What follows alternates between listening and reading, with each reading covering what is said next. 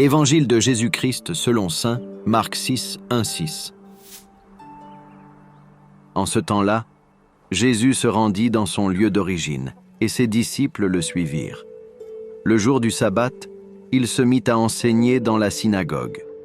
De nombreux auditeurs, frappés d'étonnement, disaient « D'où cela lui vient-il ?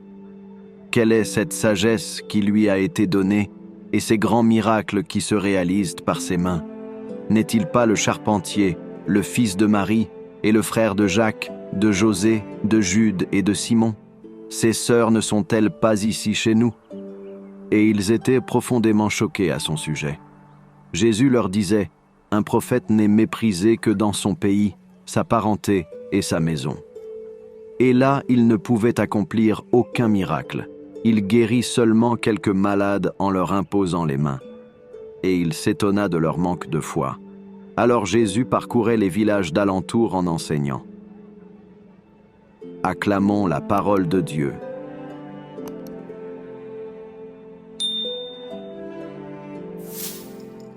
Depuis que Jésus parcourt son pays d'une rive à l'autre du lac de Tibériade, il ne laisse pas indifférent. Il interroge, il frappe les esprits, bouleverse, étonne, choque. Qui est-il donc ? Quelle est cette sagesse qui lui a été donnée ?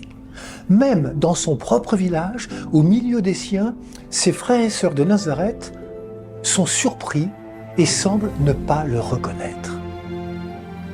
Il y a plusieurs manières de connaître.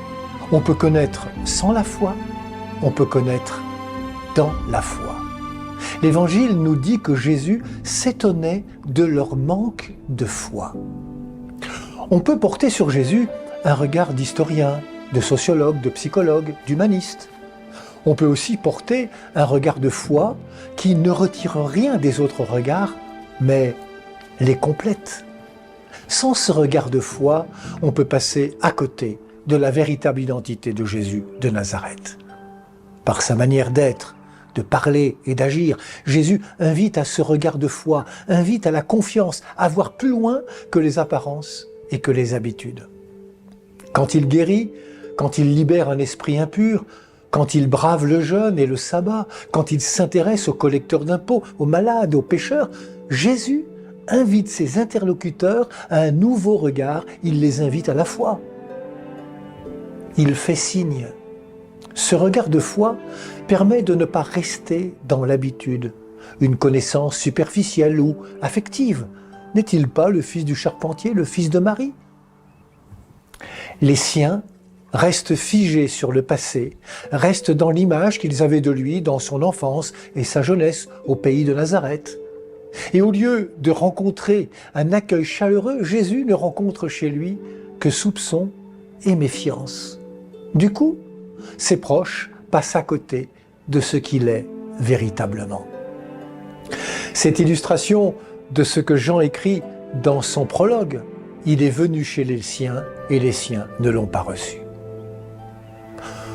Saurons-nous, comme les habitants de Nazareth, incapables d'accueillir la nouveauté qu'apporte Jésus ?